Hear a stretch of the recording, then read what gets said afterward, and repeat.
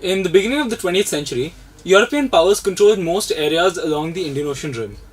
The beginning of the 20th century also saw the First World War take place. Now, most histories of the war tend to ignore what happened in the Indian Ocean and maintain their focus on Europe, but there were a lot of episodes that took place here that had a significant outcome on the war, significant impact on the outcome of the war. Take, for example, the case of the German ship the Emden. Now, the Emden was a ship that was stationed on the east coast of China, the German enclave of Qingdao. When the war started, the Germans found themselves unable to defend this enclave and so asked their ships to return home. Now, while most ships returned via the Pacific, the Emden decided to return through the Indian Ocean, and while doing so, it disguised itself as a British cruiser. While going through the ocean, it sunk a lot of British ships on the way covertly, and on the 22nd of September 1914, it made its way to the port of Madras, bombing the port and then disappearing just as suddenly.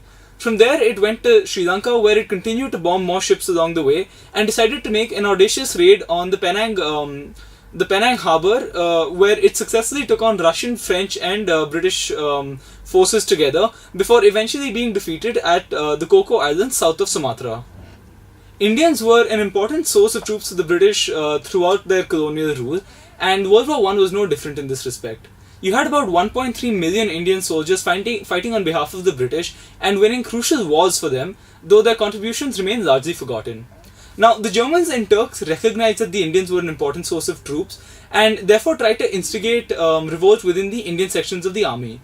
One of the methods by which they tried to do this was to instigate particularly the Muslims in the army by playing up the role of the Turkish Caliph as the head of Muslims and even spreading rumors that the Kaiser had converted to Islam. Tribes in the Persian Gulf were told that a Turco-German alliance was going to march into the subcontinent to take over and expel the British infidels. Now, the British, to preempt this invasion, sent an army under T.E. Lawrence, better known as Lawrence of Arabia, to instigate the Arabs against the Turks. The army they sent of Indo-British troops was quite successful in the battles that they fought along the way and made their way to Baghdad. However, at the Battle of Ctesiphon, they were held by the Turks. They were forced to be garrisoned inside the town of Kut after 5 months of this, were eventually defeated by the Turks. Now, the British did get revenge for this battle in 1917, when under General Maude they were able to retake Baghdad. Interestingly, a German agent named Wasmus, who was in Iran at the time, trying to provoke the locals against the British, was captured by a pro-British tribe. He managed to escape, but in doing so accidentally left behind a diplomatic code book which helped the British and their allies decipher German radio transmissions. Now, this led then to them figuring out that the Germans planned to launch submarine warfare against the US, and this was later proven true when the Germans did sink a number of US ships with their U-boats, which then brought the US into the war.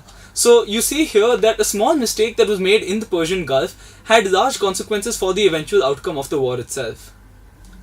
Many leaders of the time, including Gandhi, were in favor of Indians fighting on the side of the British in the war in expectancy of political concessions being granted after the war. However, there were a number of revolutionaries who saw this as also a perfect opportunity to overthrow colonial rule. These revolutionaries were based primarily out of Punjab and Bengal, though they were scattered across the country and were part of networks that included a number of expatriate Indians as well. When it was evident that the British would need Indian troops, the revolutionaries decided to take advantage of the situation by organizing a mass revolt called the Gutter Uprising. Now, unfortunately, this uprising was preemptively crushed when an informer tipped off the British, who were able to put it down before it gained momentum. Later, though, the Germans, in an attempt to drive a further wedge between the British and the Indians, allowed the revolutionaries to set up the Indian Revolutionary Committee in Berlin and gave it full embassy status. The German embassy in the US then began supplying arms to these Indian revolutionaries in an attempt to support a planned uprising for Christmas Day in 1915 in Calcutta, though once again the British were tipped off before the uprising took place and were able to put it down before it really began. Many of the jailed revolutionaries were held in Black Waters or Kala Pani, a prison that was located in the Andaman and Nicobar Islands. Now, these islands have a fascinating history of their own. Despite the fact that they were never connected to a larger landmass, They bear the genetic imprint of the first wave of migrations that took place in the Indian Ocean rim, and they were also known throughout history, both to ancient and medieval seafarers. After the First World War, the British refused to grant the concessions that Gandhi and others were hopeful of securing, and instead announced more draconian laws in their place. Disillusioned, multiple sections of society, including including members of the Congress and the previously jailed revolutionaries, came together to launch the non-cooperation movement. The movement was gaining momentum when Gandhi decided to call it off following violence at Chauri Chaura. The revolutionaries were greatly angered by this, and at the same time were inspired by the Irish Republican Army that had managed to secure independence for themselves from the British around this time. Under the leadership of Sanjeev Sanyal, a prominent revolutionary, they came together to form the Hindustan Republican Army, and it's also around now that they came into touch with Subhash Chandra Bose, a prominent revolutionary who would lead them and also then become one of the most remembered revolutionaries of the independence movement. During the Second World War, the British controlled the island of Singapore, where a number of Indian troops were stationed to protect it. Japan's involvement in the war began not with the attack on Pearl Harbor as is popularly believed, but with raids on Singapore and surrounding areas, which happened just a few hours before the attack on Pearl Harbor. The battle continued for a few months in Singapore, and the Japanese eventually defeated the English and took over the region. So, the Second World War was again a time when the British needed Indian soldiers to fight on their behalf, though at this time they saw a lot more resistance from Indians who were left disillusioned after World War I. Gandhi and the Congress launched the Quit India movement, though you still saw some sections of Indian society believing that siding with the British was the right thing to do because they were fighting the forces of fascism in the war. The revolutionaries, on the other hand, saw it as another opportunity to overthrow their colonial masters. Raj Bihari Bose began organizing the surrendered Indian soldiers in Singapore into the Indian National Army and handed over control of this to Subhash Chandra Bose. The Japanese, after they took over the Andaman and Nicobar Islands, handed over control of this to the Indian National Army, and the two together then fought the British in northeast India at the Battle of Kojima. This was one of the most closely contested battles in the war, with the British narrowly claiming victory. While many Indian soldiers were dying fighting on both sides of the war, trying to win their own independence somewhere in between, you had the Famine of Bengal killing millions back in India, which was overseen by an uncaring Winston Churchill. The INA had been attempting to rouse sentiments again amongst the Indian armed forces fighting for the British for some time now, though strict censorship was an impediment to this. Later though, when these prisoners of war from the INA were put on trial, their stories began to circulate and disenchantment spread, culminating in the Royal Indian Navy Mutiny of 1946. Other Indian armed forces refused to cooperate with the British to put down the mutiny, though the lack of political support for the mutiny resulted in troops ultimately surrendering. Army regiments in Jabalpur later mutinied as well, and an increasingly weakened British administration fell apart bit by bit. The role of the revolutionaries and armed forces, though, was one that was systematically suppressed in Indian history post-independence because the Congress wished to play up their own role in bringing about Indian independence. Meanwhile, in Indonesia, the Dutch crumbled in the face of a strong Japanese attack. The Japanese, though, were later forced to withdraw, and when this happened, the Indonesians proclaimed their own independence. The Republicans under Sukarno emerged as the strongest political force. After the war, though, the Dutch tried to recapture their old territories over here with the help of the British. Indian troops were once again deployed. The Dutch slowly took over most territories in the country, and the UN tried to intervene and organize a ceasefire, but was unsuccessful. Later, you had Biju Patnaik, a pilot from Odisha who later went on to become a famous politician, conduct several key covert operations and rescue important rebel leaders and prevent them from being jailed. Then Nehru organized the Asian Conference and put a lot of pressure on the UN to intervene.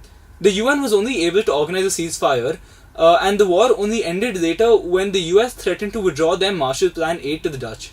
After this withdrawal of the Dutch, Sukarno once again came to power and spent the next few decades trying to put down rebellions and secessionist movements, trying to recreate what he saw as a modern-day version of the Majapahit Empire.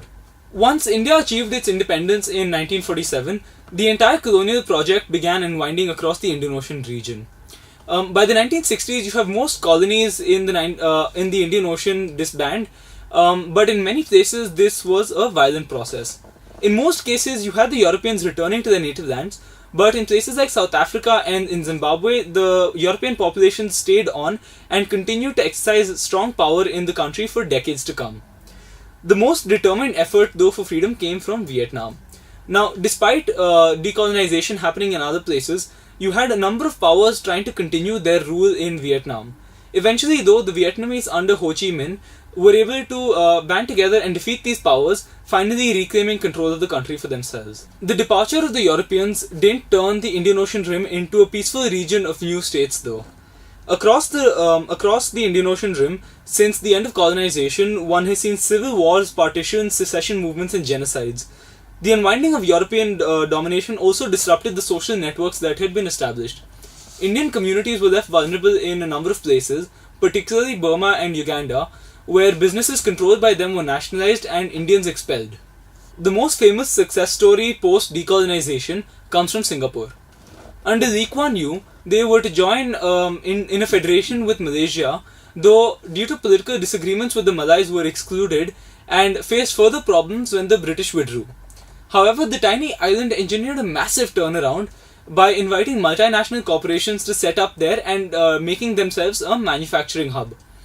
Through the establishment of top quality infrastructure, constant advancement and constant reinvention, Singapore has managed to maintain its position of power over time. Since 1990, the Indian Ocean region has undergone massive changes. The collapse of the Soviet Union ushered in a new world order. India, for its part, let go of its Nehruvian socialist legacy and liberalized its economy. South Africa saw the end of apartheid, though it was to face massive political instability also, as its diverse populations struggled to come together to form a cohesive society. It survived this very difficult period mostly due to the leadership of Nelson Mandela. In India, the rise of the city of Bombay tells a great deal of the changes that the country has undergone. At the time of independence, Calcutta was the largest city in the country and its commercial hub as well. In Bombay, economic activity was restricted mostly to the fort area and the cotton mills of Lower Parel. The 1970s, though, saw things change quite a bit. Land reclamation projects around the Nariman Point area of Bombay resulted in new office buildings coming up, and Calcutta suffered a great deal due to rampant left-wing extremism. The 1990s and the liberalizing of the economy further pushed Bombay in this direction, which was exacerbated by the massive influx of migrants who came from across the country to settle here, which made Bombay and by extension India an economic powerhouse in the region and later in the world.